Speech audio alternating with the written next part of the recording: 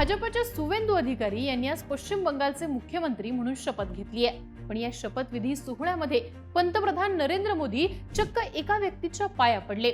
त्यांनी त्या व्यक्तीला मिठी देखील मारली। याची चर्चा सगळीकडे होतीये। पण हे व्यक्ती नेमके आहेत कोण? तर हे आहेत पश्चिम बंगालचे भाजपचे निष्ठावान कार्यकर्ते म्हणून ओळखले जाणारे माखनलाल सरकार। मूळचे सिलीगुडीचे असलेले माखनलाल हे केवळ एक नाव नसून बंगालमधील भाजपचा पाया मानले जातात। त्यांचा प्रवास जनसंघाच्या काळापासून सुरू झालाय। ते श्यामाप्रसाद मुखर्जी यांचे अत्यंत जवळचे सहकारी होते।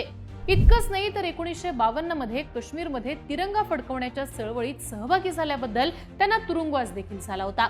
ज्या काळामध्ये बंगालमध्ये भाजपचं नाव घ्यायला सुद्धा कोणी धजावत नव्हतं, अशा परिस्थितीत त्यांनी भाजपची पक्ष संघटना बंगालमध्ये वाढवली।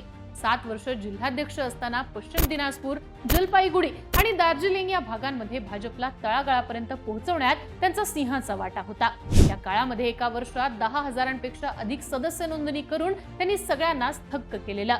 बंगालमध्ये कायम डाव्यांची सत्ता असताना देखील माखनलाल यांनी पक्षाचा झेंडा डळमळीत होऊ दिला नाही। त्यामुळेच आज बंगालमध्ये भाजपचा पहिला मुख्यमंत्री शपथ घेत असताना मोदींनी या जुन्या नेत्याचा सन्मान केलाय।